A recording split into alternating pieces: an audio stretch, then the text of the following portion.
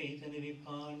விநாயகனே விண்ணிற்கும் மண்ணிற்கும் நாதனுமாய் தன்மையினால் கண்ணில் பனிமின் கணிந்து அங்கனங் கையிலை காக்கும் அகம்படி தோழின்மை பூண்டு நம் குரு மரபிற்கெல்லாம் முதல் குருநாதனாகி பங்கையத் துளவம் நாரும் வேத்திரப்படை பொறுத்த செங்கையம் பெருமான் நந்தி சீரடி கமலம் போற்றி.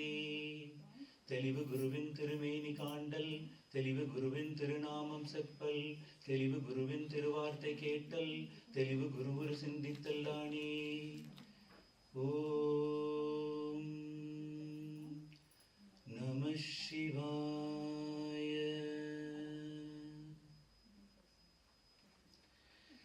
அனைவருக்கும் வணக்கம். ஒரு செய்கிற காரியங்கள்ல சிறந்த காரியங்களின் பலனால் ஒரு ஒரு ஒரு மனிதனுக்கு அடியார்களுடன் சேரும் பாக்கியம் கிடைக்கும்னு சொல்லுவாங்க. அந்த மாதிரி இன்னைக்கு நானும் உங்களை போன்ற அடியார்களுடன் சேர்ந்து இந்த நிகழ்ச்சியில் பங்கு பெறுவதற்கு மிகவும் பாக்கியம் செய்திருக்கிறேன். இன்னைக்கு நான் பேச வேண்டிய தலைப்பு என்னை பொறுத்த மட்டில் ஒரு சில திருவிளையாடல்களுக்கு பிறகே எனக்கு பேசக்கூடிய வாய்ப்பு கிடைத்ததாகவே நான் நினைக்கிறேன். அந்த மாதிரி தான் ஒரு ஆப்பர்ச்சுனிட்டி இது. இந்த நிகழ்ச்சிக்கு நம்ம 4ஆம் படைவீடு அப்படின்ற இந்த தலைப்பில் பேசுறதுக்கு முன்னாடி இந்த மாதத்தினுடைய இந்த சங்கமம் மிகவும் சிறப்பானது. ஏன்னா தைப்பூசத்திற்காகவே நாங்கள் இந்த சங்கமத்தை பிளான் பண்ணியிருக்கோம். ஸோ அதனால முதல்ல தைப்பூசத்தை பற்றி நாம் சின்னதாக ஒரு இன்ட்ரொடக்ஷன் பார்த்துடலாம். ஏன்னா வர February 11 தைப்பூசம் நடக்குது. அதுக்கு நிறைய பேர் போன வருஷத்துலேருந்தே 48 நாள் விரதம் ஆரம்பித்து அந்த விரதத்தை கடைபிடிச்சிட்டு இருப்பீங்க.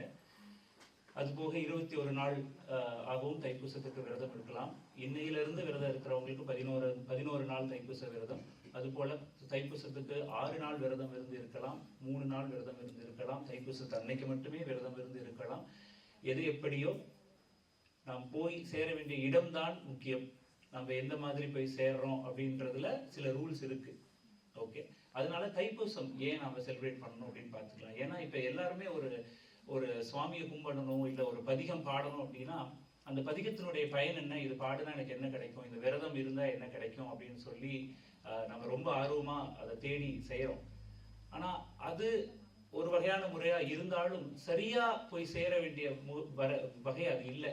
ஏன்னா மாணிக்கவாசகர் சொன்ன மாதிரி சொல்ற பாட்டினுடைய பொருள் உணர்ந்து சொல்லுவார் அப்படின்னு சொல்லி நம்ம செய்ய வேண்டிய விஷயத்தினுடைய பொருள் என்ன, எதற்காக இந்த விரதம் இருக்கும், இல்லை இந்த நாளுக்கான மகத்துவம் என்ன அப்படின்றத தெரிஞ்சுக்கிட்டா உங்களுக்குள்ளார ஆட்டோமேட்டிக்கா அந்த இறைவனுடைய தன்மை கொஞ்சம் கொஞ்சமா உருவாக ஆரம்பிச்சிடும்.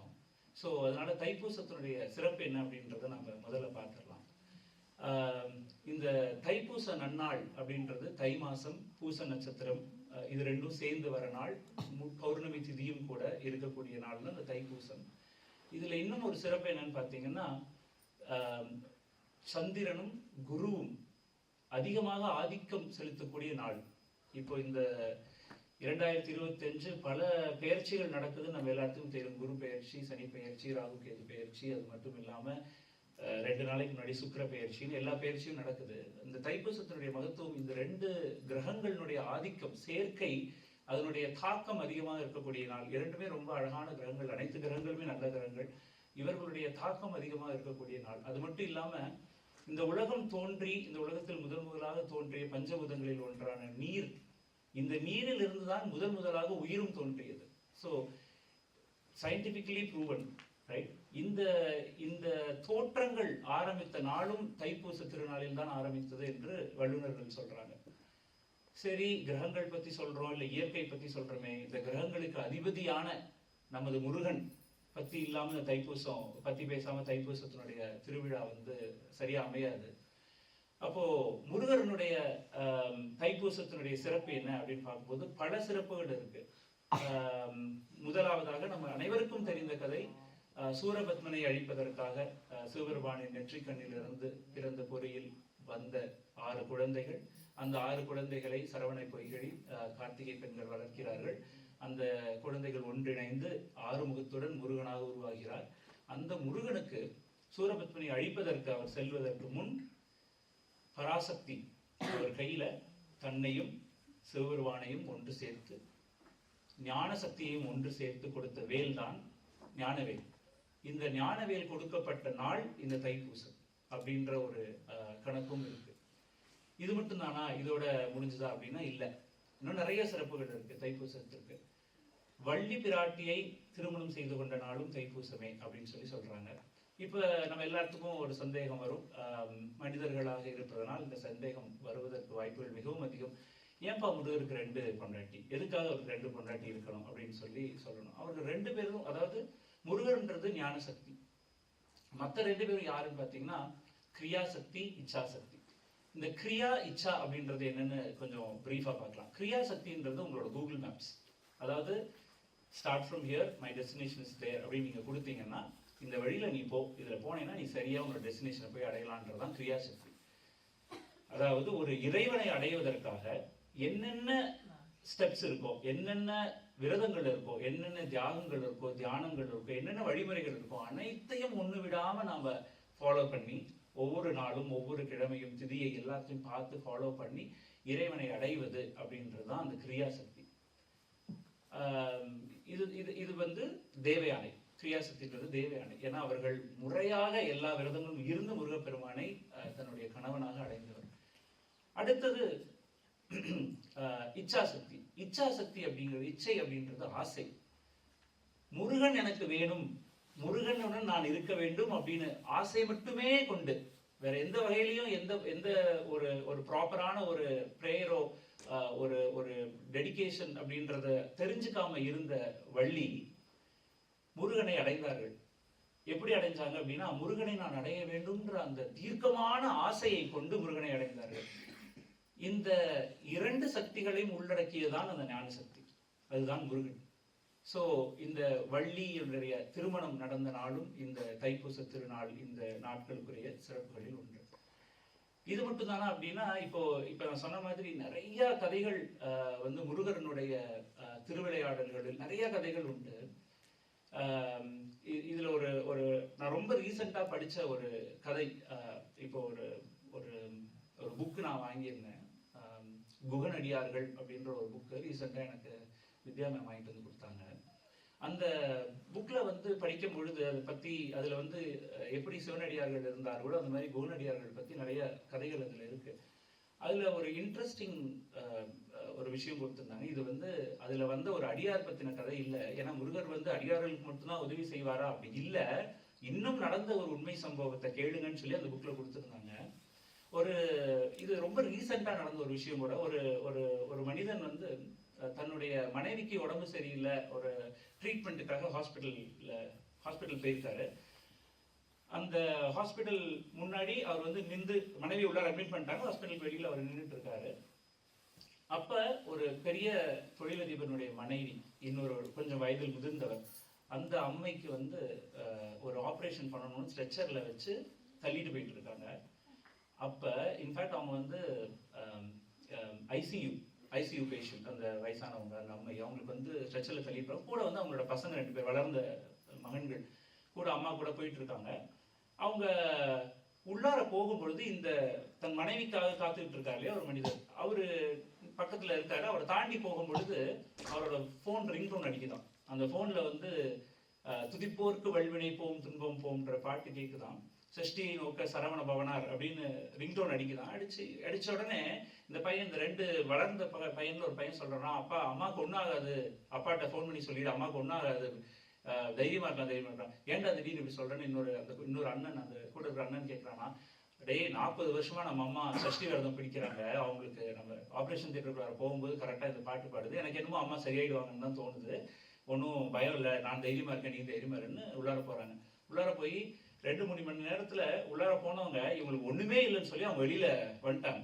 இப்ப உண்மையான விஷயம் வந்து, இங்க சுவாரஸ்யமான விஷயம் என்னன்னா, அவங்க வெளியில வராங்க. வெளியில வரும் பொழுது திரும்பவும் இந்த மனுஷனோட போன்ல ரிங்டோன் அடிக்குது. ரிங்டோன் அடிச்சா சஷ்டி நோக்க சரவண பவனான்ற அந்த பாட்டு பாடுது.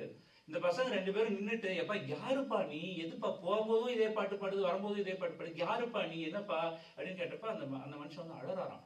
அப்படி தேம்பி தேம்பி அழறாங்க. என்னப்பா ஏன்பா அழுகிற, ஏன்பா அழுகிற? எங்க அம்மா இந்த பாட்டு கேட்டதுனால எங்களுக்கு வந்து தைரியம், அதனாலே என்னமோ எங்க அம்மா சரியாயிட்டாங்க, ஏன்பா அழுகிற அப்படின்னு கேட்டா அவர் சொன்னாரா, ஐயா இல்லைங்க ஐயா, என்னுடைய மனைவிக்கு வந்து ஆப்ரேஷன் பண்ணணும், 2 லட்சம் ரூபா 3 லட்சம் பணம் வேணும்னு கேட்குறாங்க, எங்கிட்ட காசே இல்லை, சுத்தமா இல்லை, நான் என்ன பண்றதுன்னு தெரியல அப்படின்னு சொன்னோடனே அந்த தொழிலதிபருடைய மகன்கள் சொல்றாங்களாம், இந்த 5 லட்சம் வச்சுக்கோ, இந்த 5 லட்சத்தை வச்சு ட்ரீட்மெண்ட்டுக்கு தேவையான 3 லட்சத்தை செலவு பண்ணிட்டு மிச்சம் 2 லட்சத்தை அதுக்கப்புறம் தேவையான செலவுக்கு வச்சுக்கோன்னு சொல்லி கொடுக்குறாங்க. இப்படி ஒரு ஒரு பக்தனை எந்த நிலையிலும் கைவிடாது பக்தர்களை ஒன்று கூட்டி வைத்திருக்கும் இந்த முருகனுடைய தைப்பூசத்தினுடைய விரதத்தினுடைய சிறப்பு தான் இந்த தைப்பூசம், இந்த சிறப்பு. ரைட்டுங்களா? இது இது இது இந்த கதை மட்டும் இல்ல, இது வந்து இப்ப நடந்தது. சரி, முன்னாடி நடந்த கதை அப்படின்னு சொல்லி நம்ம பார்க்கலாம். அப்படின்னா கைலை தான் மயிலை, மயிலை தான் கைலைன்னு சொல்ற மாதிரி மயிலாப்பூர்ல வந்துட்டு முன்னொரு காலத்துல திருஞான சம்பந்தர் வாழ்ந்துகிட்டு இருந்த காலத்துல பூம்பாவை அப்படின்னு ஒரு சின்ன பெண், அந்த பொண்ணை வந்து திருஞான சம்பந்தர் தான் நான் கட்டி கொடுப்பேன் அப்படின்னு சொல்லி அவருடைய அந்த பெண்ணுடைய அப்பா சிவனேச செட்டியார் அப்படின்றவர் அந்த பெண்ணை வளர்த்திக்கிட்டு இருக்காரு. ரொம்ப ஆசையா வளர்த்துட்டு இருக்கிற சின்ன பெண் துரதிருஷ்டவசமாக அன்பார்ச்சுனேட்லி பாம்பு கடிச்சு அவங்க இறந்துடுறாங்க. அவங்க இறந்து பல வருஷங்கள் கழிச்சு திருஞான சம்பந்தர் அந்த ஊருக்கு வராரு. அந்த ஊருக்கு வந்தவர்கிட்ட இந்த சிவனேச செட்டியார் தன்னுடைய மகளுடைய அஸ்தியை எடுத்துட்டு போய், இருந்தாங்க ஐயா, உங்களுக்கு கட்டி கொடுக்கறதுக்காக நான் வளர்த்த பெண் இப்ப வெறும் சாம்பலா இருக்கா, இந்தாங்கன்னு சொல்லி அவர்கிட்ட கொடுக்குறாரு. திருஞான சம்பந்தர் அந்த அஸ்தியை பார்க்கிறார். பார்த்துட்டு பாட்டு பாடுறார். சிவபெருமான் முன்னாடி நின்று பாட்டு பாடுறார். அந்த பாட்டுல அவர் வந்து சொல்றார், தைப்பூச விரதம் கடைபிடிக்காமல் சென்று விட்டாயோ பூம்பாவாய் அப்படின்னு அவர் பாடுறார். இத்தனை வருடங்களுக்கு முன்னாடியே தைப்பூச விரதத்தினுடைய மகத்துவத்தை திருஞான சம்பந்தர் வந்து அவருடைய பாடல்ல பாடியிருக்காரு. அந்த விரதத்தை நீ பார்க்காம போயிட்டியே, அந்த விரதத்தை நீ பிடிக்காம போயிட்டியே, அதுக்குள்ளார போயிட்டியே அப்படின்னு சொல்லி பாடுறார். அவர் பாடி முடிச்ச பிறகு அந்த சாம்பலில் இருந்து பூம்பாவை மிகவும் மீண்டும் எழுந்து வந்தாள் அப்படின்றது வரலாறு. இது மட்டும் அல்லாமல் தைப்பூசத்திற்கு பல சிறப்புகள் இருக்குன்னு சொன்ன மாதிரி இன்னொரு ஒரு சுவாரஸ்யமான விஷயம் என்னன்னா, சிதம்பரத்துல சிவபெருமான் ஆனந்த தாண்டவம் நடத்தின நாள், வியாக்கிரபாதருக்கும் பதஞ்சலி முனிவருக்கும் ஆனந்த தாண்டவம் நடத்திய நாளும் இந்த தைப்பூச நாள் தான். ஸோ அதனால இந்த தைப்பூச நாளினுடைய சிறப்புகள் இது மட்டும் இன்னும் நிறைய இருக்கு. என்னால பொறுக்க முடிஞ்சது இதுதான். இந்த நாளினுடைய சிறப்புகள் நீங்க எல்லாம் கேட்டதுனால பிப்ரவரி 11ஆம் தேதி தைப்பூசம். உங்களால முடிந்த அளவு விரதம் அப்படின்னுட்டா 3 வேளை சாப்பிடாம இருக்கணும், நான் சுத்தமா ஒரு வாரம் சாப்பிடாம இருக்கணும் அப்படியெல்லாம் இல்லை. உங்களால எதை விட முடியுமோ அதை விட்டு இருக்கிறது விரதம்.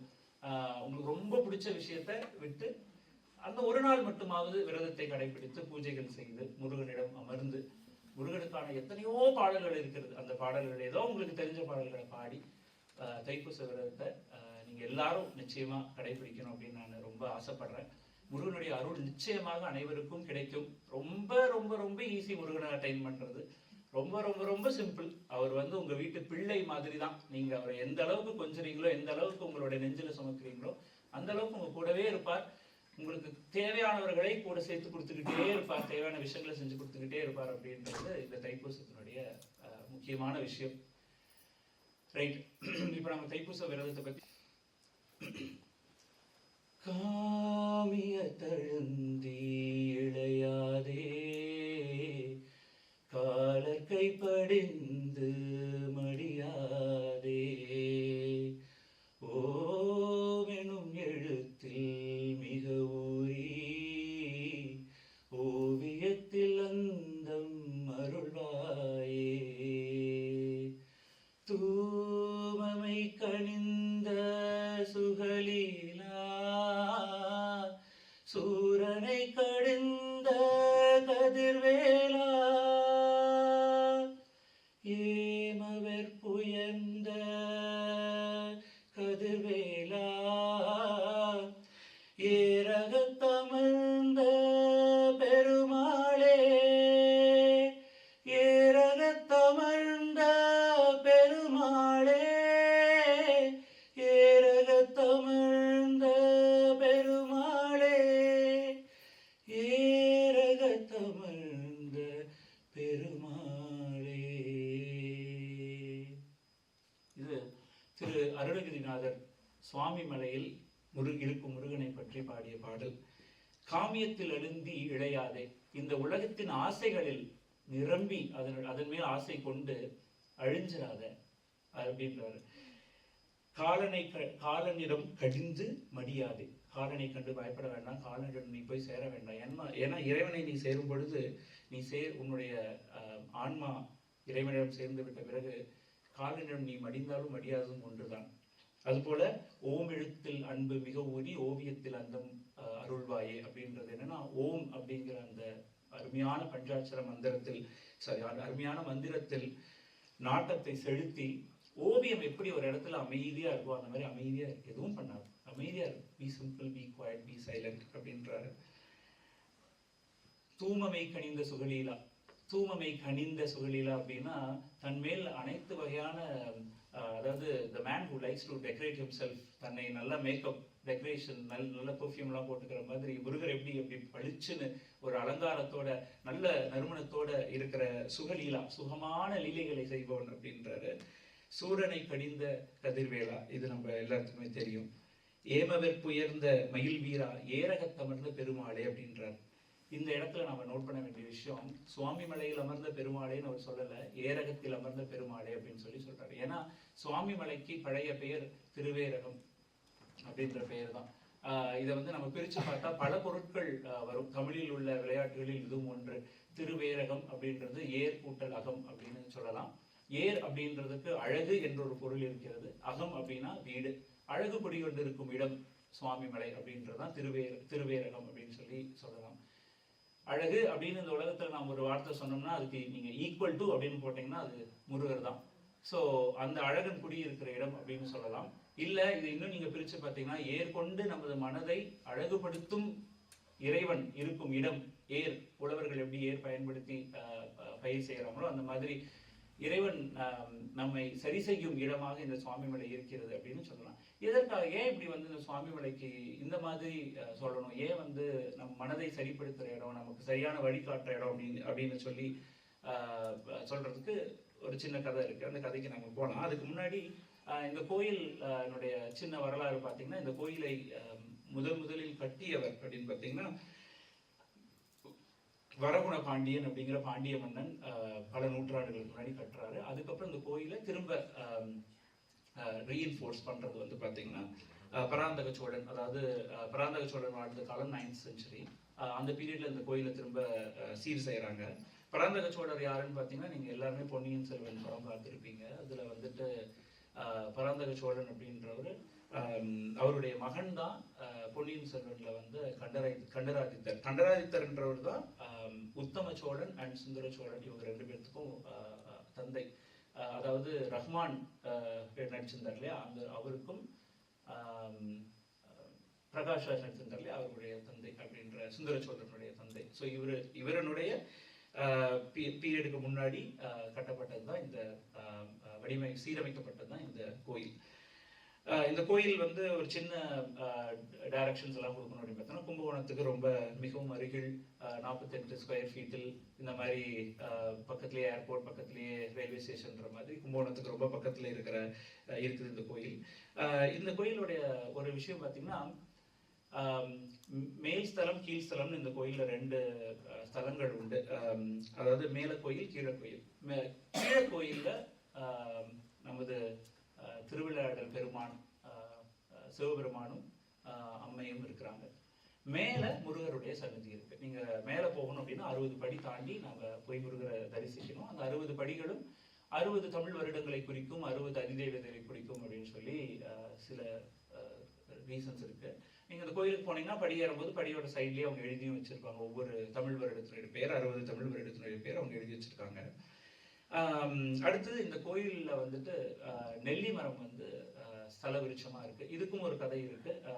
பூமாதேவி இந்த கோயில் இந்த இடத்துக்கு தவம் செய்ததாகவும் ஒரு சாபத்தை போக்குவதற்காக தவம் செய்ததாகவும், சாபம் போனதுக்கு அப்புறம் அந்த இடத்தை விட்டு போக மனம் இல்லாமல் அங்கேயே ஒரு நெல்லி மரமாக அவங்க ஸ்தல விருட்சமா மாறிட்டதாகவும் ஒரு வரலாறு இருக்கு. இப்ப நம்ம இன்ட்ரெஸ்டிங்கான பார்த்துக்கலாம். இது just description about the temple. இப்ப நம்ம இன்ட்ரெஸ்டிங் விஷயம் இந்த கோயிலை பத்தி என்னென்ன இருக்கு அப்படின்னு பாத்தீங்கன்னா, முதல்ல இந்த கோயில் உருவாக வேண்டிய நிலை என்ன அப்படின்றத அப்படின்றத நம்ம பார்க்கணும்.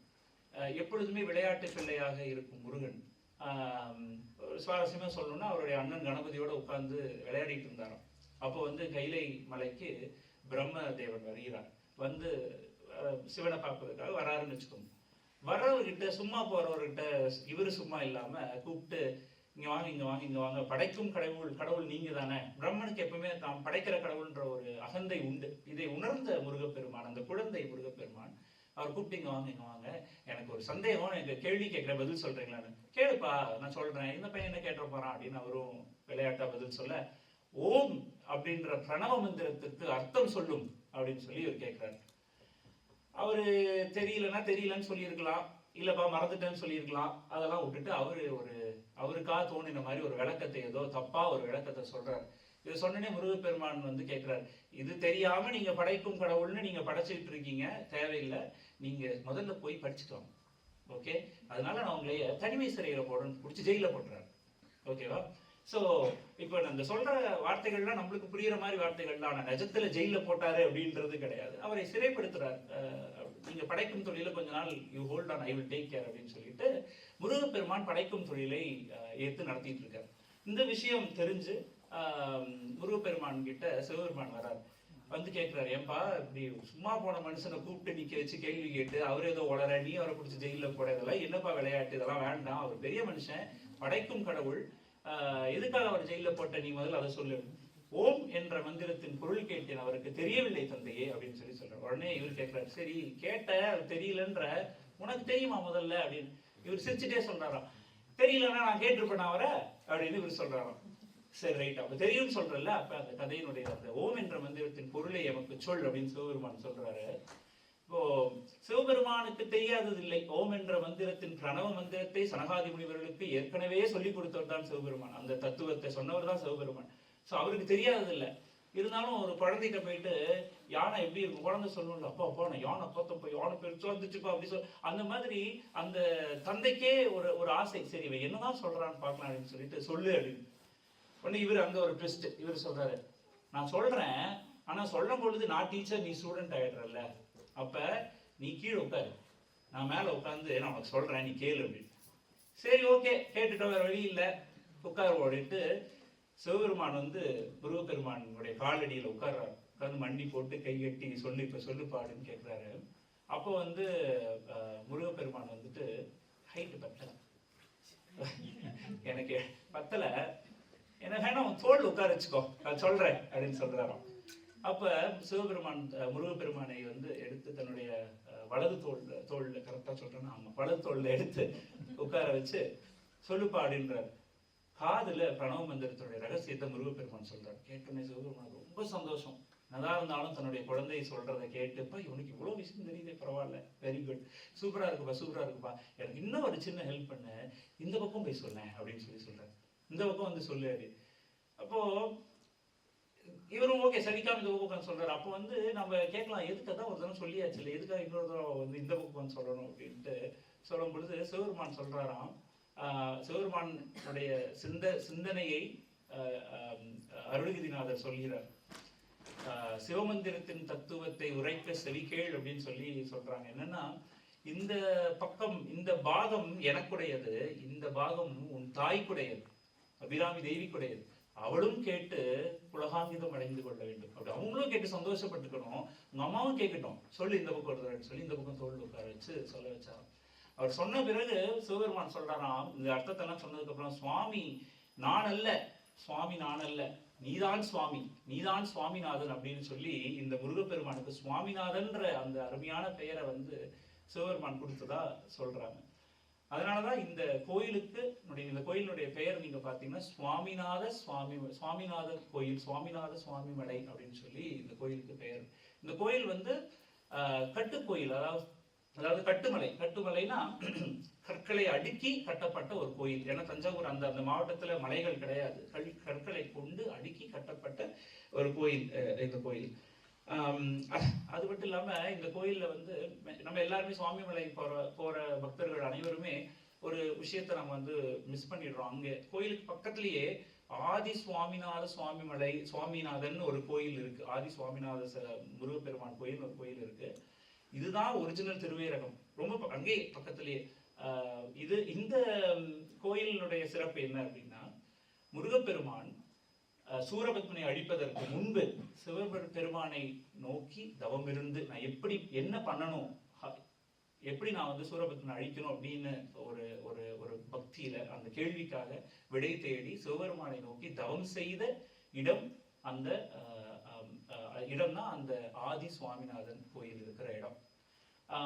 அதாவது இங்க நம்ம தெரிஞ்சுக்கிற விஷயம் என்னன்னா, அப்பாவுக்கு பாடம் சொன்னாலும் சரி, அப்பாவுடைய விளையாடினாலும் சரி, அவன் சிவபெருமான். அந்த அந்த சக்தியினுடைய, ஏன்னா சிவபெருமானை வணங்காத கடவுள் இல்லை, எல்லா இடத்துலயும் சிவபெருமானை வணங்காத கடவுள் கிடையாது. சோ முருகன் உட்பட, சிவபெருமானுடைய துணை பார்வதி தேவி உட்பட, விஷ்ணு உட்பட, பிரம்மன் உட்பட, விநாயகர் உட்பட அனைத்து தெய்வங்களும் சிவபெருமானை வணங்கின இடங்கள் பல கோயில்கள் உண்டு. அதுல முருகப்பெருமான் சிவபெருமானை வணங்கின கோயில், வணங்கின இடம் இந்த ஆதி சுவாமிநாதன் கோயில். இப்ப நம்ம சுவாமிமலை கோயிலுக்கு போலாம். சுவாமிநாதன் கோயில்ல வந்து பாத்தீங்கன்னா 6 அடிக்கு ஒரு குழந்தை, அதுதான் அந்த சிலை. 6 அடி குழந்தை முருகப்பெருமானுடைய சிலை தான் மேல இருக்கும். எப்படி அப்பாவுடைய தோல்ல உட்கார்ந்து இவர் வந்து பாடல்ல ஓம் பிரணவ மந்திரத்தினுடைய அர்த்தத்தை சொன்னாரோ, அந்த மாதிரி கீழே அப்பாவும் அம்மாவும் இருக்காங்க, மேல இவர் இருக்காரு. இருப்பினும் மேல இருக்காரு இவர். 6 அடி சிலை. இந்த 6 அடி சிலைக்கு நிறைய சுவாரஸ்யமான விஷயங்கள் நான் படிக்க நான் தெரிஞ்சுக்கிட்டேன். ஒண்ணு வந்து நிறைய இடங்கள்ல சொல்லியிருக்கிறது என்னன்னா, இந்த சிலை நீங்க போய் அந்த அபிஷேகம் செய்யறப்ப பாத்தீங்கன்னா, ஒவ்வொரு அபிஷேகம் பொருட்களினால் அபிஷேகம் செய்யும் பொழுதும் அந்த சிலையினுடைய முகபாவங்கள் மாறுற மாதிரி இருக்குது, அங்க இருக்கிற மக்களுடைய மனநிலைக்கு ஏற்ற மாதிரி இருக்கு அப்படின்னு சொல்றாங்க. இதுல ரொம்ப நிறைய இடத்துல சொல்லி இருக்கிற விஷயம் என்னன்னா, திருநீர் கொண்டு அந்த சிலைக்கு அபிஷேகம் செய்யும் பொழுது ஒரு ரொம்ப வயசான ஒரு முதிர்ச்சி அடைந்த ஒரு மனிதனா, ஒரு கடவுளாகவும், சந்தனம் கொண்டு அந்த சிலைக்கு அபிஷேகம் செய்யும் பொழுது அழகிய சுப்பிரமணியனாகவும் அந்த சிலை, அந்த முகம் தெரிகிறது அப்படின்னு சொல்லி பல இடங்கள்ல சொல்லியிருக்காங்க. இது வந்து அருணகிரிநாதரும் அவருடைய பாடல்ல வந்து சொல்லியிருக்காரு. இன்னொன்னு, அந்த முருகப்பெருமானுடைய சிலை வந்து ஒரு ஆவுடை மேல இருக்கும். ஆவுடைன்றது சிவலிங்கத்தை நீங்க பாத்தீங்கன்னா, சிவலிங்கத்தினுடைய மேல இருக்கிற பகுதி, கீழே இருக்கிற பகுதி, இந்த கீழே இருக்கிற பகுதி பிளாட்டா இருக்கும் இல்லையா, அதான் ஆவுடை. அந்த மாதிரி ஒரு ஆவுடை மேலதான் முருகப்பெருமானுடைய சிலை அந்த கோயில்ல இருக்கு. சோ என்ன சொல்றாங்க, நீங்க கொஞ்சம் தூரம் தள்ளி வந்து அந்த முருகப்பெருமானை நீங்க மனசார நீங்க வேண்டி கண்மூடி பார்க்கும் பொழுது 6 அடி சிவலிங்கம் உங்க முன்னாடி இருக்கிற மாதிரி இருக்குமா. சிவன் வேறு முருகன் வேறு இல்லை அப்படின்றதற்கான ஒரு உதாரணமா இந்த விஷயத்தை வந்து சொல்றாங்க.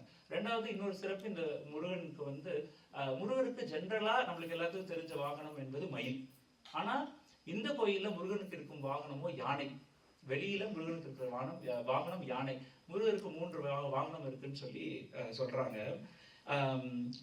இயல்பில் கர்வம் கொண்ட மயில், தன் அழகினால் கர்வம் கொண்ட மயில், தன் உடலினால் கர்வம் கொண்ட மயில் அப்படின்றது ஒரு வாகனம். அது ஆணவ மலம். அதை அடக்குவதற்காக முருகன் அதன் மேல் அமர்ந்திருக்கிறார் அப்படின்னு சொல்லி சொல்றாங்க. ரெண்டாவது, தன் உருவத்தினால், தன்னுடைய புத்தியினால், தன்னுடைய சக்தியினால் ஆணவம் கொண்டது யானை. இந்த ஆணவ மலத்தை அடக்குவதற்காக யானையும் வாகனமாக முருகர் வைத்திருக்கிறார் அப்படின்றாங்க. மூணாவது, தனக்கென்று ஒரு சொந்த அறிவில்லாமல் மந்தையுடன் சேர்ந்து மந்தையாக செல்லும் ஆடு முருகப்பெருமானுடைய 3வது வாகனம். இது இந்த மாயமலம், இந்த ஆவணமலம், அதற்கப்புறம் ஆணவமலம், கண்மமலம், மாயமலம், இந்த 3 மலங்களையும் அடக்குறார் அப்படின்றத இன்னொரு சிம்பாலிக்கா சொல்றாங்க. இந்த யானை முருகருக்கு தேவேந்திரன் பரிசாக கொடுத்தது அப்படின்னு ஒரு குறிப்பு இருக்கு. அதே மாதிரி முருகருக்கு இந்த கோயில்ல இன்னொரு அருமையான பேரும் இருக்கு, வேத சம்ரக்ஷண பெருமான், இல்ல வேத சம்ரக்ஷண மூர்த்தி. வேதங்களை காப்பதற்காக வந்த மூர்த்தி அப்படின்னு ஒரு பொருள் இருக்கு. இப்ப வேதத்தை காப்பதற்காக வந்தது அப்படின்னு நம்ம சொல்லணும்னா, ஞானம் வழங்குவதற்காக வந்த ஒரு கடவுள் அப்படின்ற ஒரு அர்த்தமும் உண்டு. நிறைய பேரு இந்த கோயிலுக்கு போறவங்க, இல்ல இந்த கோயில் முருகனை வணங்குபவர்கள் தங்களுக்கு நல்ல ஞானம் வர வேண்டும், தன் பிள்ளைகள் நல்லா படிக்கணும், அவங்களுக்கு நல்ல ஞானம் வரணும் அப்படிங்கிறதுக்காக இந்த முருகப்பெருமான் கோயிலுக்கு போவாங்க அப்படின்ற ஒரு ஐதீகமும் உண்டு. எப்பவுமே வந்து கல்வியும் அறிவும் வேற. கல்வி இருக்கிறவங்களுக்கு அறிவு இருக்கணும்னு அவசியம் இல்லை, அறிவு இருக்கிறவங்களுக்கு ஞானம் இருக்கணும்னு அவசியம் இல்லை. கல்வி, அறிவு, ஞானம் இந்த மாதிரி ஒன்னொன்னும் ஒரு விஷயம். இதுக்கு வந்து ஜெயமோகன் அவர் வந்து ஒரு புக்ல ரொம்ப அழகா ஒரு வார்த்தை எழுதியிருப்பாரு. அவர் என்ன சொல்லியிருப்பாருன்னா, மகாலட்சுமி வந்து செல்வத்தின் அதிபதியாக இருக்கிற மகாலட்சுமி எப்ப வேணாலும் வருவாங்க, எப்ப வேணாலும் போவாங்க. காசு இருக்கும், போகும், வருவும் போகும், எப்ப வேணாலும் வருவாங்க போவாங்க. ஆனா சத்தியமான ஒரு வார்த்தை என்னவென்று தெரியுமா அப்படின்னு போட்டிருக்காரு. என்னன்னா, சரஸ்வதி தேவியினுடைய கடைக்கண் பார்வை கிடைப்பதற்கு 7 ஜென்மங்கள் ஆகுமா. சரஸ்வதி தேவி நம்மை பார்க்கணும், கடைக்கண் பார்வை பார்க்கிறது, கடைக்கண் பார்வை கிடைக்கணும்னா 7 ஜென்மம் ஆகுமா. 7 ஜென்மங்கள் கழித்துதான் ஞானம் வருமா. அந்த ஞானத்தை வழங்கக்கூடிய ஒரு ஸ்தலமாக இந்த ஸ்தலம் விளங்குகிறது அப்படின்ற ஒரு பொருளும் உண்டு. அதே மாதிரி பழனி வேறு இல்லை, சுவாமிமலை வேறு இல்லை, பழனியும் சுவாமிமலையும் ரொம்பவே தொடர்புடையது அப்படின்னா, அருணகிரிநாதர் ஒரு தினம் இந்த கோயிலுக்கு போய் போறாரு, முருகப்பெருமானை பார்க்குறாரு, சந்தோஷமா பாட்டு பாடுறாரு, பாடலாம் எழுதுறாரு. அப்போ முருகப்பெருமானை வேண்டி சுவாமிமலையில் இருக்கிற சுவாமிநாதனை வேண்டி அவர் சாமி கும்பிடும் பொழுது அங்க வந்து அவருக்கு காட்சி கொடுக்கறதுக்கு முருகர் வராராம். எப்படி வராராம், பழனி மலையில இருக்கிற கோலத்துல வந்து நிக்கிறாராம் இவர்கிட்ட. இவரு, எப்பா நான் உன்னை கூப்பிடலப்பா, நான் இங்க இருக்கிற சுவாமிமலை முருகனை கூப்பிடுறதுக்காக வந்தேன், ஞானத்தை தேடி வந்தேன், நான் உன்னை தேடவில்லை, நான் ஞானத்தை தேடி வந்தேன் அப்படின்னு விளையாட்டா சொல்றேன். ஞானத்தை தேடி வந்த இடத்துல பழனிமலை முருகனை வந்து அவர் வந்து பார்க்கிறாராம். அப்போ அந்த தோற்றத்திற்கு பிறகு அருணகிரிநாதருக்கு ஞானத்தை முருகப்பெருமான் அங்கே வழங்கினார் அப்படின்றதும் ஒரு ஒரு சிறப்பான விஷயம் அந்த கோயிலை பத்தி. இப்ப அதுக்குதான் வந்து அருணகிரிநாதர் ஒரு பாடல்ல ரொம்ப அழகா சொல்லியிருப்பாரு. அருணதல பாத பத்ம அனுதினமுமே துதிக்க அரிய தமிழ் தான் அளித்த மயில் வீரா, அரிய தமிழ் தான் அளித்த மயில் வீரா. முருகப்பெருமான் தமிழினுடைய துவக்கம் முருகப்பெருமான்ன்றது நம்மளுக்கு எல்லாத்துக்கும் தெரியும். அந்த முருகப்பெருமான் தமிழை யாருக்கு உபதேசித்தார் அப்படின்னா அகத்தியர். அதனால அகத்தியர் வந்து ஒரு அகத்தியனுடைய முருகர் பாட்டு ஒரு பழைய பாட்டு, அகத்தியனுடைய மிகப்பழைய பாட்டு அது. அகத்தியர் தான் அதுக்கப்புறம் மற்ற சித்தர்களுக்கு சொல்லிக் கொடுத்தது, பல பேருக்கு சொல்லிக் கொடுத்தாரு. ஸோ அகத்தியருடைய மிகப்பழைய ஒரு பாடலும் உண்டு முருகரை பற்றி. ஒரு சும்மா ஒரு 6 வரி அந்த பாட்டு இருக்கும்.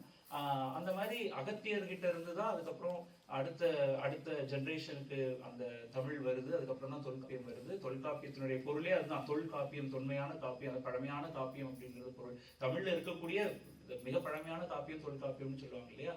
அந்த மாதிரி இந்த எப்படி இவர் வந்து அகத்தியருக்கு தமிழை உபதேசித்தாரோ அது போல இங்க வந்து கோயில்ல ஞானத்தை இவர் உபதேசிக்கிறார் அப்படின்னு சொல்லி சொல்றாங்க. அதுக்கு ஒரு பாட்டு இருக்கு. இந்த பாட்டினுடைய இந்த பாட்டோட நான் முடிச்சிடறேன். இந்த பாட்டினுடைய சிறப்பு என்ன அப்படின்னா, உங்களுக்கு வாழ்க்கையில என்னென்ன வேணுமோ அனைத்தையும் முருகப்பெருமான் கொடுக்க வேண்டும் அப்படின்னா நீங்க பாட வேண்டிய பாடல் இதுதான். நீங்க மனுஷனா இருந்து எனக்கு ஆசைகள் வேணும் அப்படின்னு நீங்க கேட்டாலும் அவர் கொடுக்கணும் அப்படின்னு நீங்க ஆசைப்பட்டீங்கன்னா நீங்க பாட வேண்டிய பாடல் இதுதான். இல்ல இந்த பாட்டு முடிச்சதுக்கு அப்புறம் அதுல இருக்கிற சின்ன தத்துவத்தை நான் சொல்லிடுறேன். சரண கமலாலயத்தை அரை நிமிஷ நேரமட்டில் பவமுறை தியானம் வைக்க அறியாத சடக சட மூட மட்டி பவவினையிலே தனித்த தமியன் விடியால் மயக்கம் உருவேனோ கருணை புரியாதிருப்ப தினக்குறையில் வேளை செப்பு கையிலை மலை நாதர் பெற்ற குமரோனே கடக புய மீதி ரத்ன மணியணி பொன்மாலை சச்சை கமுழ மணமார் கடப்ப முருகோனே தருணமிதையா மிகுந்த கணமதுர நீள் சௌக்கிய சகல செல்வ யோகமிக்க பெருவாழ்வு தகைமை சிவஞான முக்தி பரகதியும் நீ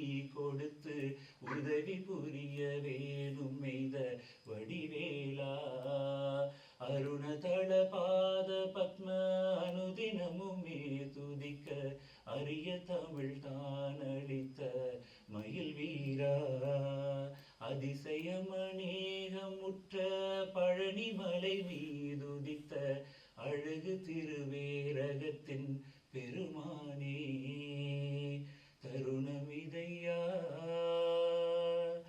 உதவி புரிய தருணமிதையா. இந்த பாட்டுல பாத்தீங்கன்னா இப்ப நம்ம சொன்ன வார்த்தைகள் நீங்க நல்லா கவனிச்சு பார்த்துட்டீங்கன்னா தெரியும். மிகுந்த கணமதுர நீல் சௌக்கிய சகல செல்வ யோகமிக்க பெருவாழ்வு, இதையும் கொடுத்துட்டு, காசு பணம் நல்ல வாழ்க்கை எல்லாத்தையும் கொடுத்துட்டு, தகைமை அதாவது தலைமை, சிவஞான முக்தி, பரகதி இதையும் நீ எனக்கு கொடுக்கணும். ஸோ உங்களுக்கு என்ன, இதுக்கு மேல என்ன வேணும்? இது உங்களுக்கு தாச்சு. இதுக்கு தான் இந்த பாட்டை சொன்னேன். இந்த பாட்டை நீங்க வந்து முருகப்பெருமான் முன்னாடி உட்கார்ந்து நீங்க பாடினா அந்த முருகப்பெருமான் உங்களுக்கு என்ன வேணுமோ அனைத்தையும் கொடுக்கக்கூடிய பாடல் இது. அதுக்காக இந்த பாட்டை பாடுங்கன்னு நான் சொல்லலை. ஏன்னா ஃபர்ஸ்ட் எடுத்துன்னு நான் சொல்லிட்டேன், ஒரு பாட்டினுடைய பயனை தெரிஞ்சுக்கிட்டு அதை பாட வேண்டாம். அந்த பாட்டில் இருக்கிற ஆழ்ந்த உண்மையை ரசிச்சு நீங்க பாடணும். ரைட்டா? எல்லாத்தையும் கொடுக்கக்கூடிய கடவுள் அவன். அந்த கடவுளை நீங்க அழகா மனசுல வச்சுக்கலாம். ஏன்னா அவன் சின்ன குழந்தை அப்படிங்கிறதா இந்த பாட்டினுடைய அர்த்தம். அதே மாதிரி இந்த பாட்டிலேயே அருணகிரிநாதர் சொல்லியிருப்பாரு, பழனிமலை மீது உதித்த அழகு திருவேரகத்தின் பெருமாளே. ஸோ பழனிமலையில இருக்கிற அந்த காட்சியை எனக்கு கொடுக்குற, ஆனா நீ இருக்கிற இடம் திருவேரகம் அப்படின்னு சொல்லி அவர் பாடியிருக்காரு. இப்போ இதெல்லாம் சொல்றோம். இப்போ முக்கியமா இந்த கன்க்ளூஷனா நான் என்ன சொல்லணும் அப்படின்றது, நான் இந்த பாட்டெல்லாம் இந்த திருவேரகத்துடைய இந்த பாடல்கள் எல்லாத்தையும் நான் கேட்கும் பொழுது எனக்கு புரிஞ்ச விஷயம் என்னன்னா, நம்ம இப்போ வந்து நல்லா நம்மளுக்கு கோவம் வரும். கோவம் வரும்போது எல்லாரும் அதுக்கான ரியாக்ஷன், கோவத்தை நம்ம காட்டுறோம். இப்போ ஒருத்தங்க மேல ரொம்ப கோவம் வரும், அதிகபட்சம் என்ன பண்ணிட முடியும்? அவங்கள அதிகபட்சம் ஒரு தவறான நம்ம செயல் செய்யணும் அப்படின்னா அவங்களுடைய உயிரை பறிக்கிறது தான். அவங்கள சாகணும் அப்படின்னு சொல்லி நீங்க போய் அவங்க கொலை செய்யறீங்கன்னு வச்சுக்கோங்க. நீங்க செய்யறீங்கனாலும் செய்யலீங்கனாலும் அவங்க சாதம் வராங்க.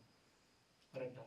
அதுக்கு பதிலா உங்களுடைய கோவத்தை அப்படியே நீங்க எடுத்துட்டு வந்து, உங்க மேல பாசமா பிரியமா யாராவது இருப்பாங்கல்ல, உங்க மேல உயிரையே வச்சு ஒருத்தர் இருப்பாங்கல்ல, அந்த கோவத்தை அனைத்தையும் எடுத்துட்டு வந்து அதுல நீங்க போட வேண்டிய அனைத்து சக்தியும் நீங்க எடுத்துட்டு வந்து இவங்க நல்லா இருக்கணும்னு நீங்க அவங்களுக்கு ஹெல்ப் பண்ணலாம்.